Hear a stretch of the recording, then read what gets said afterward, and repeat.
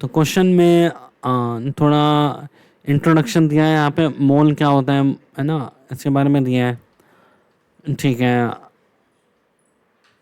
और यहाँ से क्वेश्चन स्टार्ट हो रहा है। अब 4 molar aqueous NaCl is prepared by 500 ml।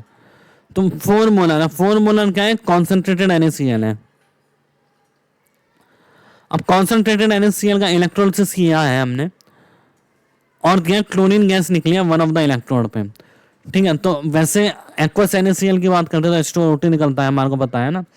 लेकिन यहाँ कॉन्सेंट्रेटेड NaCl की बात करते तो क्लोरीन ऑलरेडी मेंशन है, नहीं तो हमारे को पता होना चाहिए कि कंसंट्रेशन 1 मोलर से ज़्यादा है तो क्लोरीन गैस निकलती है, ठीक है, ऑक्सीजन नहीं निकलती। और एनोड पे और कैथोड पे क्या प्रोडक्ट मिलता है, एनोड पे होता है ऑक्सीडेशन। तो ऑक्सीडेशन में हमारे को मिलना चाहिए ऑक्सीजन, जबकि आगे क्या मिलता है, क्लोरीन। और कैथोड पे होता है रिडक्शन, तो कैथोड में मिलना चाहिए H2। लेकिन जब हम अमलगम यूज करते हैं, ठीक है, ठीक है, अभी पहला क्वेश्चन सॉल्व करते हैं। The moles of chlorine gas evolve. तो क्लोरीन कैसे इवॉल्व होंगे, NaCl हमने लिया है, कितना NaCl का मोलैरिटी 4 है और वॉल्यूम 1/2 लीटर है, तो मोल्स ऑफ NaCl हो जाएगा हमारे पास 2 मोल्स, ठीक है। तो Cl minus gives 1/2 Cl2 plus 2 electron. तो 2 मोल Cl2 1 मोल क्या देगा, क्लोरीन गैस, है ना। अगर NaCl के 2 मोल है तो क्लोराइड आयन भी कितना हुआ, 2। तो 2 मोल Cl 1 मोल क्या देगा, क्लोरीन, तो इसका आंसर है 1, ठीक है। If the cathode is Hg electron, अगर कैथोड मरकरी का है तो हाइड्रोजन गैस नहीं लिबरेट होती, उस केस में क्या होता है, मरकरी आ जाता है ना। इफ Hg इज कैथोड, है ना, इफ Hg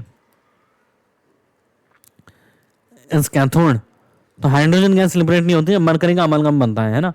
तो सोडियम का अमलगम बनता है NaHg। तो इक्वेशन हो जाएगी हमारे पास, है ना, NaHg बनेगा, है ना। तो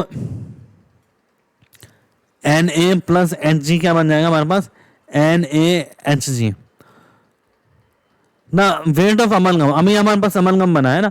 अब 2 मोल सोडियम के लिए कितना मोल रिक्वायर्ड होगा, 2 मोल मरकरी रिक्वायर्ड होगा, है ना।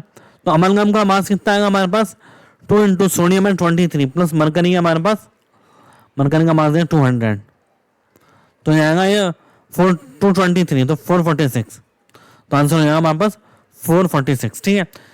अब तीसरा है total charge required to complete electrolysis. अब कितना चार्ज रिक्वायर्ड है पूरा इलेक्ट्रोलिसिस के लिए, तो चार्ज के लिए हम देखेंगे, जैसे इलेक्ट्रोलिसिस हो रहा है यहाँ पे Na प्लस Cl माइनस, है ना। तो हम लेंगे जैसे Na प्लस प्लस इलेक्ट्रॉन बना रहा है सोडियम, है ना। तो moles of electron equals to moles of sodium आ जाएगा, है ना। मोल मोल एनालिसिस लगाएंगे, 1 मोल इसका 1 मोल देता है, तो 2 मोल सोडियम के लिए कितने इलेक्ट्रॉन चाहिए होंगे, 2 मोल सोडियम के लिए 2 फैराडे इलेक्ट्रॉन चाहिए होंगे। 2 फैराडे के अंदर 2 इंटू 96500, तो ये वैल्यू आती है हमारे पास 193000, तो इसका आंसर हो जाएगा डी। तो इसका एकदम स्ट्रेट फॉरवर्ड क्वेश्चन था, बस हमें पता होना चाहिए मरकरी हाइड्रोजन अमलगम तो बनाएगा नहीं, अगर अमलगम बन रहा है, यहाँ लिखा है अमलगम इज फॉर्म। ये क्वेश्चन में हमारे को देखिए, पहले भी हमारे को पता नहीं था क्वेश्चन में कि अगर कॉन्सेंट्रेटेड हो तो क्लोरीन निकलते हैं, हम ऑक्सीजन निकालते हैं, लेकिन यहाँ पे दे रखा है और यहाँ पे दे रखा अमलगम बना है। तो हमें यह भी अगर नहीं पता था कि मेटल यूज करता है अमलगम बना है, वो भी इन्फॉर्मेशन दी हुई है। और तीसरी क्वेश्चन हमारे को सीधे दी है कि 1 मोल सोडियम के लिए 1 मोल इलेक्ट्रॉन चाहिए, तो 2 मोल के लिए कितना चाहिए। तो देखा जाए काफी स्पेसिफिक क्वेश्चन था ये एकदम, जिसका क्लिक कर गया उसके लिए काफी इजी क्वेश्चन था।